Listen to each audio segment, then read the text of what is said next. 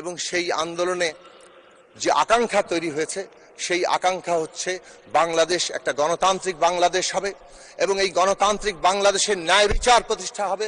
যত হত্যাকাণ্ড হয়েছে জুলাইয়ের সময়ে, তার আগে এবং জুলাইয়ের পরে ওসমান হাদি সহ প্রত্যেকের বিচার এই দেশে প্রতিষ্ঠা হবে।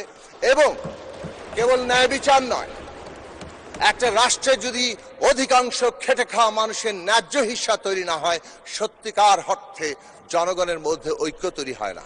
ধন্যবাদ। সত্যিকার অর্থে গণতন্ত্র তৈরি হয় না। মাননীয় স্পিকার, 30 সেকেন্ড। এবং সেই কারণে একদিকে ন্যায় বিচার, অন্যদিকে এই খেটে খাওয়া মানুষের ন্যায্য হিস্সা তৈরির মধ্য দিয়ে জনগণের মধ্যে ঐক্য প্রতিষ্ঠা। আর যেই দেশে জনগণের ঐক্য প্রতিষ্ঠা হয়, যেই দেশে ঐক্যের উপর দাঁড়িয়ে গণতন্ত্র চলে, সেই জনগোষ্ঠীকে কেউ পরাজিত করতে পারে না।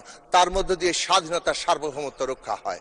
ফলে ন্যায় বিচার, গণতন্ত্র, খেটে খাওয়া মানুষের ন্যায্য হিস্সা এবং সার্বভৌম বাংলাদেশ, যেই বাংলাদেশ প্রতিষ্ঠার জন্য আমাদের প্রয়াত প্রধানমন্ত্রী বেগম খালেদা জিয়া 5 তারিখের পরে 7ই আগস্ট পরিষ্কার করে এই দেশের মানুষের সামনে একটা দিশা হাজির করে গিয়েছিলেন যে এই প্রতিশোধ প্রতিহিংসার রাজনীতি পরিহার করে দেশের মানুষকে ঐক্যবদ্ধ করে বাংলাদেশকে এগিয়ে নিয়ে যেতে হবে।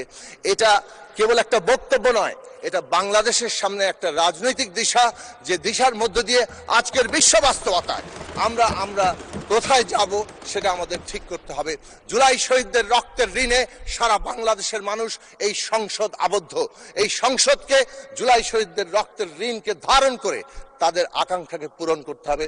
সেই দিকেই মাননীয় প্রধানমন্ত্রী সহ, মাননীয় সংসদ নেতা সহ, বিরোধী দলের নেতা সহ, এই মাননীয় স্পিকার, সকল সদস্য আমরা সেই দিকে অগ্রসর হব।